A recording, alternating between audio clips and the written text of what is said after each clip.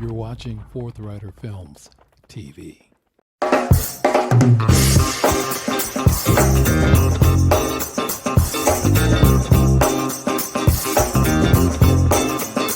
gotta be against the law to look this damn good. Watch out now.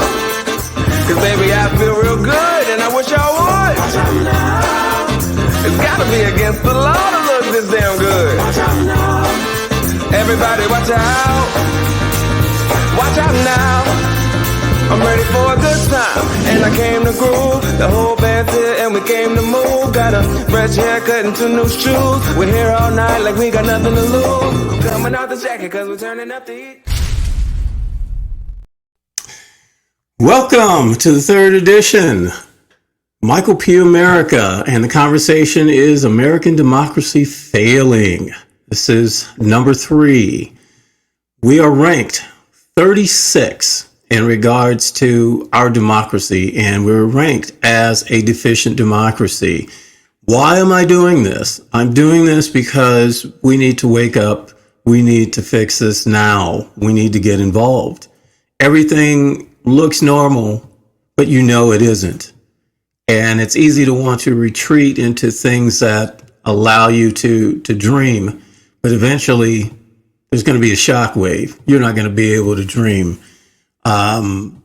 We have to do something now. And again, I say this because this is not so much about my generation, because honestly, they're writing us off. Not saying that we're ready to all just go, but they're going after you younger folks.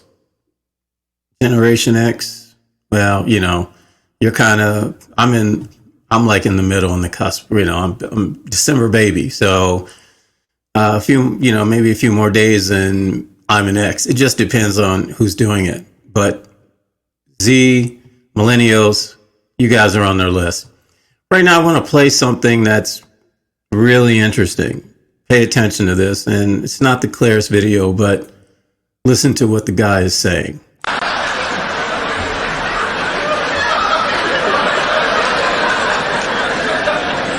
I can't watch the news lately. I know everybody, you know, I recognize a lot. I do watch the news. It gets so depressing. And so, I mean, I just get depressed watching the news. You know what I do when I watch the news now? I turn the news off. I get out my Bible. I turn to the book of Revelations. I start just checking stuff off. You know? Got it, need it, got it, need it. Red Dragon, 7 horns, 10 crowns. Ozzy Osbourne, America's favorite TV dad. Got it. Oh, man. $20 million, huh? You know, that's barely going to pay for your kid's therapy. I don't know why. That money's going to be down the drain, man. You know, I read the Bible a lot. You know, this is crazy. We celebrate holidays. And you know what? I just found out this recently. There's so many holidays we celebrate here in this country that have nothing to do with the Bible at all. Real famous holidays, like Christmas. Christmas has nothing, it's not in the Bible. The birth of Jesus is in the Bible, but not Christmas. The tree isn't in the Bible, you know, gifts, that's not in, it's nowhere it says celebrate my birthday, it says Jesus. It's just, it's a pagan holiday that the Romans invented that we just do. But everywhere you go, I'm telling you, I've seen this so many times. You see a big nativity scene, and there's baby Jesus, the manger, sheep, shepherd, wise men, Mary, Joseph, Santa Claus right in the middle. Like, who's that? Mary's Lamaze coach? Santa Claus has nothing to do with anything. Neither does the Easter Bunny. Easter is another pagan holiday that's not in the Bible. Every Easter, you don't hear anything about Jesus on the cross. All you hear is about the Easter Bunny. Easter Bunny this, Easter Bunny that. Why is the Christian religion the only one in the world that needs a mascot to sell their stuff? You don't see Jewish people out celebrating with the Passover kangaroo.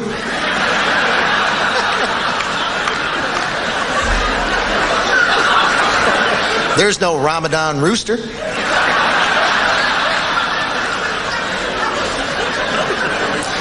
Halloween's another big holiday, satanic holiday. Nobody's bothered by that for some reason.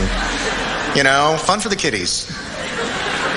I mean, when I was going to church, I always told me, you know, Satan's the most evil one. He's the one you got to watch out for. Watch out for Satan. And then once a year, the whole country goes, hey, let's party with this guy.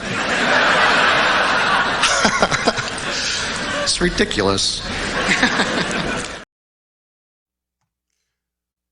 What do you think Drew Carey is actually trying to say? He's trying to tell you something. Now, that was, I believe it was around 2002. So I'm not going to totally go into that. I just wanted to share that with you because I think that that's a very, he made some very amazing statements that over time seem to have dissipated. We've drowned that out. And we're not going to get into this tonight, but he is trying to tell you something. I could imagine, just imagine when he was done, the big guy probably pulled him in the room and said, "Hey, man, what was that? What was that?" Yeah, sure, some of the people were laughing, but if you looked in the crowd, you could see their face going, "Oh my goodness, this guy didn't go there. Did he really go there?" So I'm also going to play this thing that I keep playing for you guys over and over, but I'm not going to play the whole thing. I want you to take a look at this because, they were such a great people. They were totally nonviolent, even though they had bear spray and, they're trying to force their way in, but they're just a bunch of great misguided group of people, right? Right? You better think about it. We're ranked number 36 as a deficient democracy. You have countries that you wouldn't believe that are listed as working democracies that have much higher rankings than we do. Something is very wrong with our country and the government process. So just bear with me because I'm going to hit you with this until this registers. Here we go again.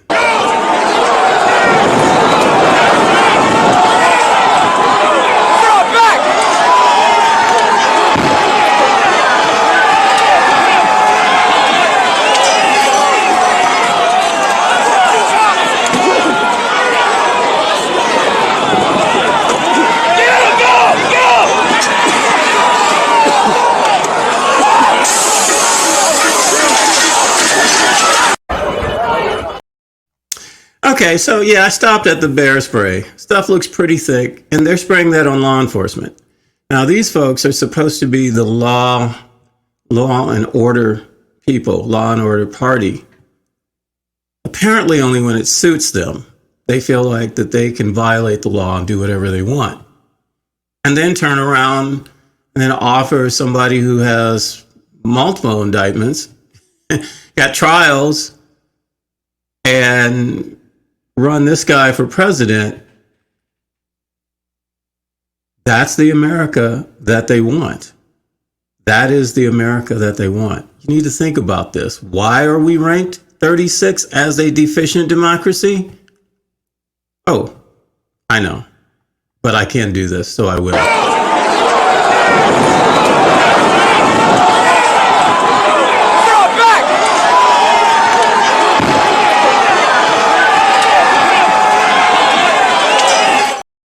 I know, a little overkill, but we need the overkill. I had to show you this. That is why we are ranked as a deficient democracy, not a working democracy. Talk about insult? That's insult, or insult to injury. Come on. 36, a deficient democracy. We have our allies wondering what 2025 is going to look like. Now that's really interesting. What does 2025 look like when apparently we are violating our own Constitution by allowing someone who has multiple indictments to keep running and stalling the legal process until he's going to tie it up so that if he does get in trouble, he can pardon himself. And I've heard some crazy things about, you can't indict a sitting president and all that. I'm like, who came up with that garbage? And they're selling you this. If the guy's breaking the law, he's breaking the law. Somebody at his age, with all of the advisors around him, he knows what the law is. But he also knows that if he ties up everything and buys enough people, and he goes to these folks who feel really disenfranchised, they're more vexed than disenfranchised. And he steps in to their pulpit and isolates them, just like what has always been done to these guys. He can take over. He can be the captain on the new ship of fools. People foolish enough to throw away their democracy. Now, here's the other thing that gets me. The opposition party to the radical extremist party, which is the Democrats, they're not really selling this enough. They're not loud enough about what the threat is to our Constitution and actually what the threat is to the nation. They got all these polls that are saying, well, you know, if you say this, you're going to turn people off. It's like, you need to tell the truth. You need to be blunt. Everything that you love right now, if the radical extremist party succeeds, it's all going away. It is all going away. And they're going to go away too, because he will do away with them. That's all historical, but you know, it's kind of like everybody's hedging a bet. They're hedging a bet that they can control this guy. He's hedging a bet that he can control them. Ultimately, it becomes a real reckless conflict that victimizes the entire country because all parties are wrong. And then there's the larger players who are just waiting for all of it to fall apart because they want to control the world. So there's a conflict for him already. And he's never going to get to them because, like it or not, he's their puppet too. And they're playing all sides. They're playing all sides because they're so far ahead of this game. That's why you got very few of these guys actually coming out. You got some, you know, they come out every so many months, you know, and they talk about what looks like the divide and the instability. I think it was JP Morgan Chase. Come on, these guys saw this coming years ago. Now he wants to come out and say, well, you know, it could all go goodbye if you guys don't learn how to sing Kumbaya and shake hands and kiss and make up. And he doesn't say it as if he's alarmed. He just says it because it's a statement and it makes him seem what? A patriot? Well, everybody now has their own definition of the patriot, but remember the presidential oath. The president swears to abide and protect the Constitution. So the last time that the leader of the radical extremist party was in, he kept joking about who needs a Constitution. He's not joking. That dude is not joking at all. You heard about him in the bathroom wiping his ass with documents and flushing them down the toilet. He doesn't care about any of that. He cares about himself. He doesn't care about his radical extremist party. He cares about himself. He is out to magnify himself and he will ruin it all. He doesn't care. He's got a whole different agenda. The guy that likes to cozy up to dictators all around the world who want to see, I mean, you know, and I don't even know if they really want to see democracy fall versus if they really want to see the United States fall. And I think that's really the real conversation you need to have. We need to maintain our democracy because we can and have advanced as a nation because we had that democracy. So I need you to think about this, and we'll be right back.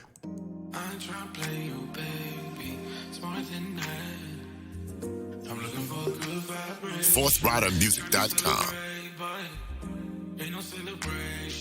We want your music video. We can get your music video on television.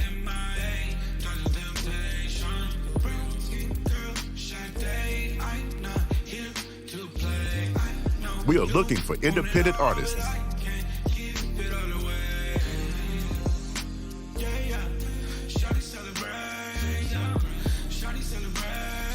We will help brand you and help build your fan base.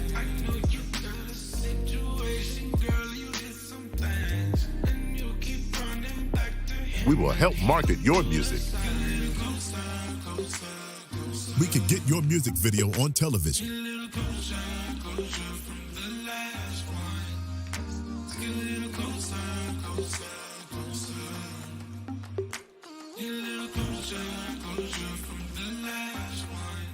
We will help market your music.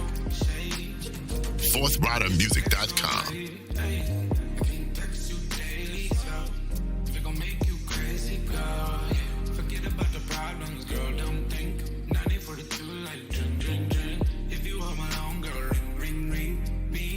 Send us a link to your music video.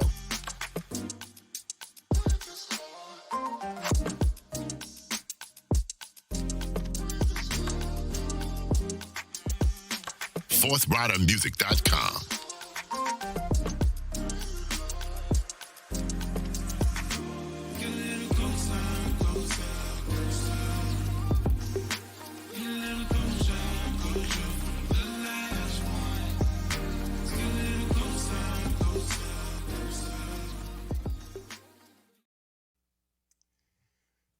FourthRiderMusic.com, FourthRiderFilms.com, FourthRiderMusic.com. Also, we're on Roku, Fourth Rider Films. We have 10 radio stations, Radio 4Play, and Fourth Rider Radio, all streaming. Okay, that was a nice little plug.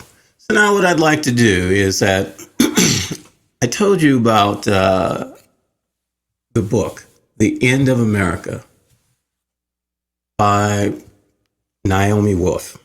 And I'm going to read some things, and bear with me because this is not really scripted for television. It is a book. So I'm going to read some parts from it. It's called The End of America by Naomi Wolf. Here we go. In colleges, we are taught with progressive curricula. The founders are often portrayed as dead white men whose visions was imperfect, who denied women and the poor civil rights, and who defined an African slave as being 3/5 of a person. Old guys in wigs wrote documents that seem to us to be either arcane or now dusty in language, or offer sentiments that are so obvious now they have become cliches.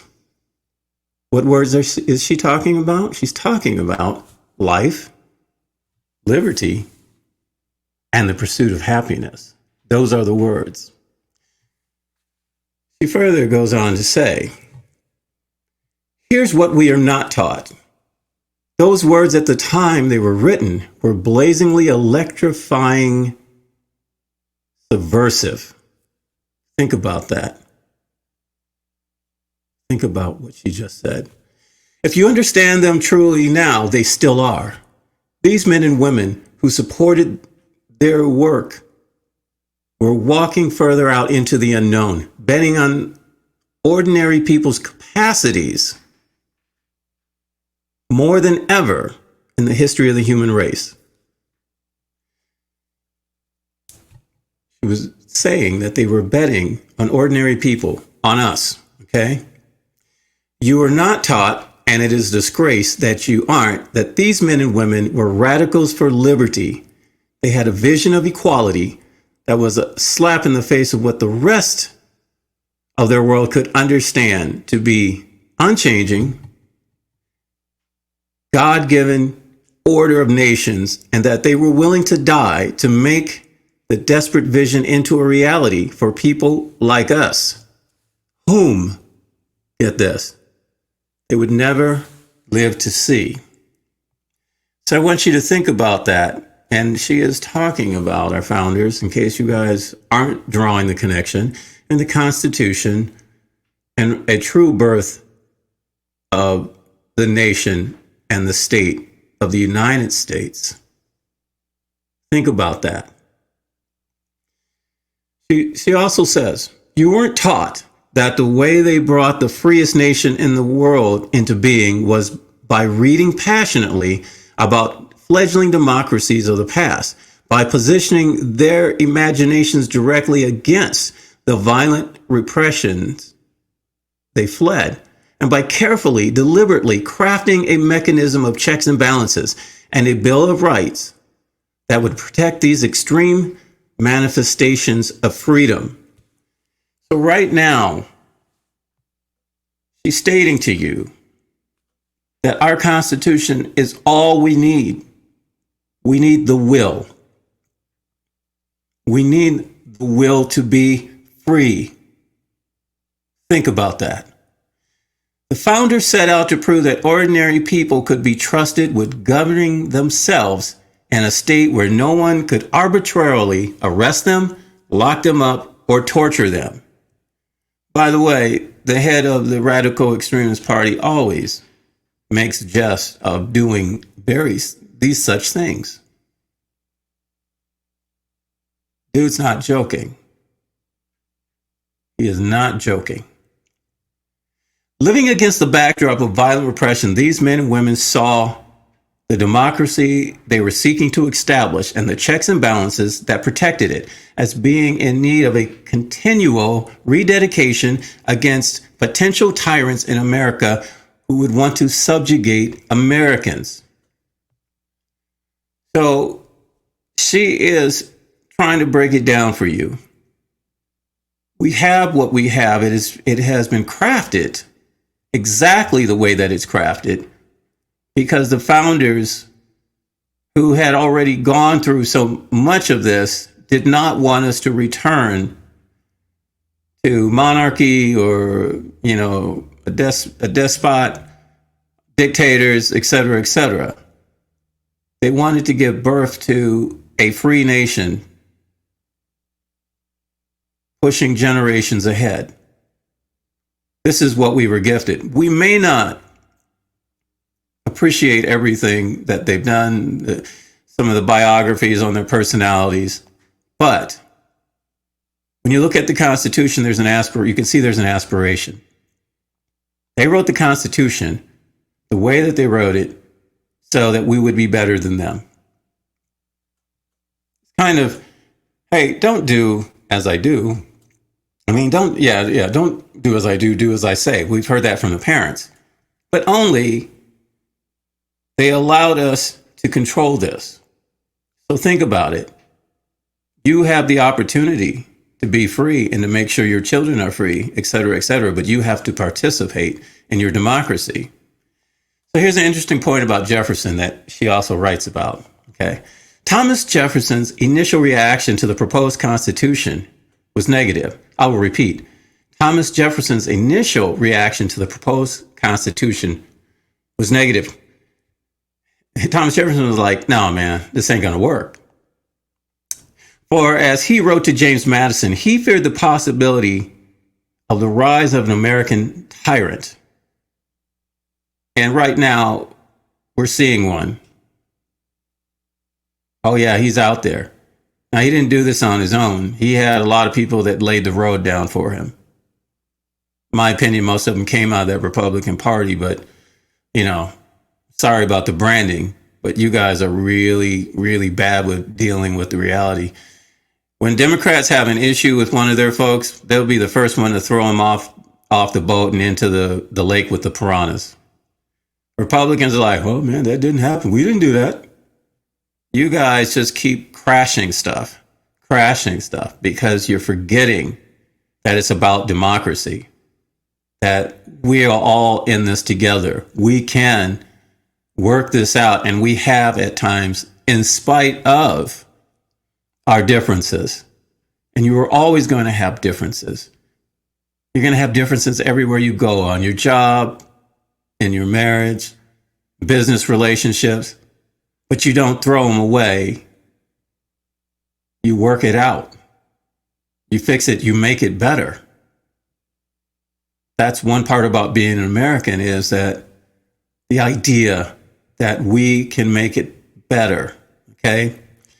So as the fear of the rise of an American tyrant, Thomas Jefferson also says Roman emperors, popes, German emperors, days of the Ottoman dependencies, and Polish kings all were elective in some sense. Bernard Bailyn agreed with that. Historian Bernard Bailyn, in case you don't know that name. He says, indeed, the fear of power, the very heart of the original revolutionary ideology, was an animating spirit behind all of Jefferson's thinking. This is what Bernard Bailyn, the historian, had to say about that. Jefferson wasn't alone in the revolutionary generation in fearing an American despot. After the publication of the proposed Constitution in 1718, critics shared his apprehension.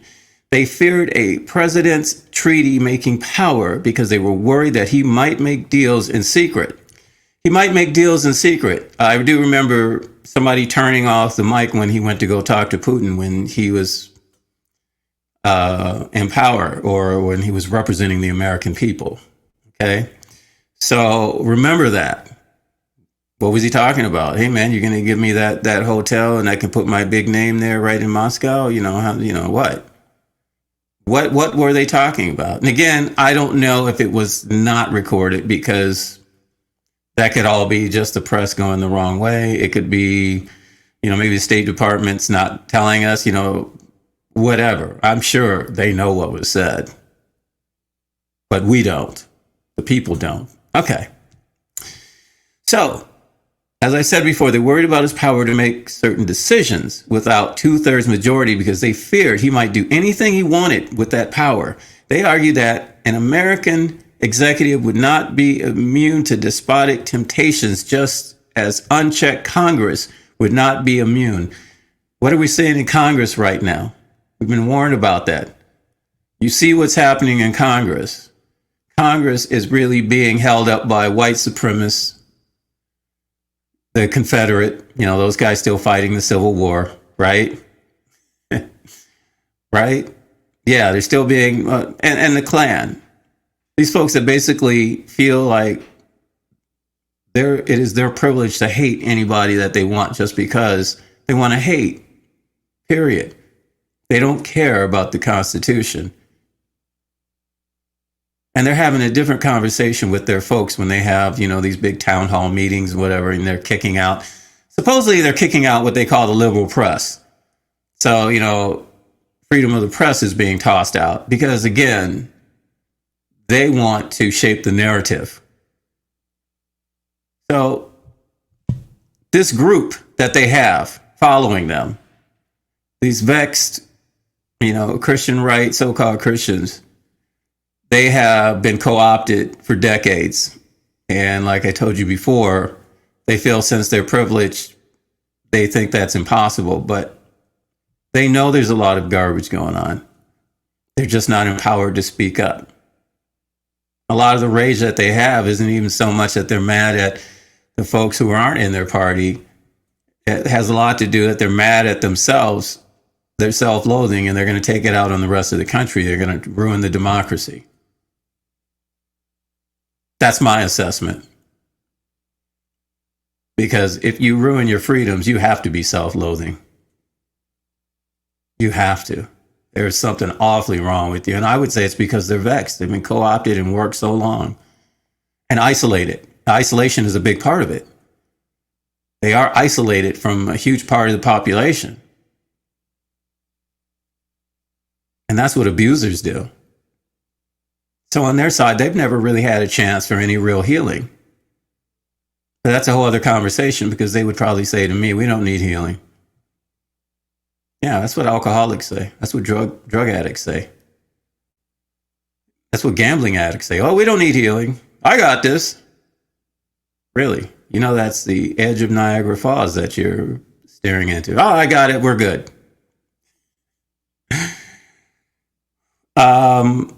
This is crazy. It also says the authors of the Federalist Papers, Alexander Hamilton and James Madison, and John Jay wrote that series of essays to help reassure their fellow Americans. They do so by explaining the complex web of tensions they propose, which are these checks and balances. Okay, the checks and balances that we're all taught when we get into the Constitution and we start learning about how Washington is supposed to adhere to the Constitution, okay? And it's supposed to prevent one person or many people from depriving others of their rights. Hamilton, Madison, and Jay did not think this web was self-sustaining. They thought that the delicate mechanism of the interdependent executive, legislative, and judiciary branches was only as reliable as the character of the people who were either protecting or abandoning it. They saw all people as corruptible and so set up a system to keep anyone from having unconfined power. Checks and balances. It was a truism to the revolutionary generation that if the fragile mechanism became unbalanced, American leaders too, of course, would revert to brutality. And you know who's going to get that brutality? The people.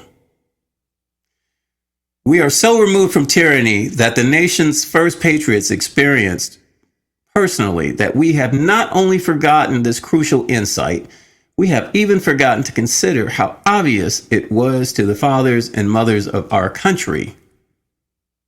The founders never expected us to fall asleep or get lazy. Let me repeat this. The founders never expected us to fall asleep or get lazy. They counted on us to keep the web of the precious system intact so that an American despot could never arise. They trusted us to cherish liberty as they did. The price of liberty, the generation that debated and created the Constitution understood, is eternal vigilance. Eternal vigilance. Constitution, freedom, freedom of speech, freedom of the press, equal rights, equality. Eternal vigilance. This is what they're saying. It is up to us, the people, to maintain our democracy. We don't turn it over to somebody. You don't sell it away because it's going to cost you more in the end. It's going to cost you generations. Think about this. I'm not going to keep you too late. This is Michael P. America. We're ranked 36 as a deficient democracy, not a working democracy. Number 36.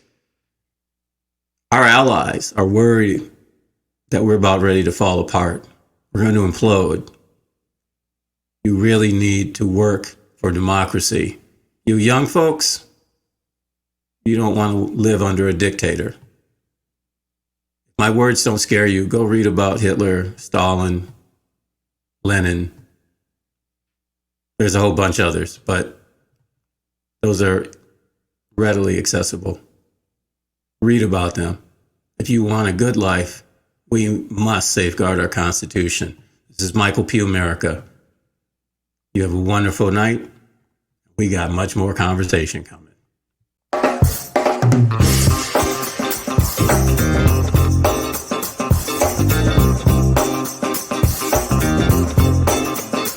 Gotta be against the law to look this damn good. Watch out now. Cause baby, I feel real good and I wish y'all would. Watch out now. It's gotta be against the law to look this damn good. Watch out now. Everybody watch out. Watch out now. I'm ready for a good time and I came to groove. The whole band's here and we came to move. Got a fresh haircut and 2 new shoes. We're here all night like we got nothing to lose. Coming out the jacket cause we're turning up the heat.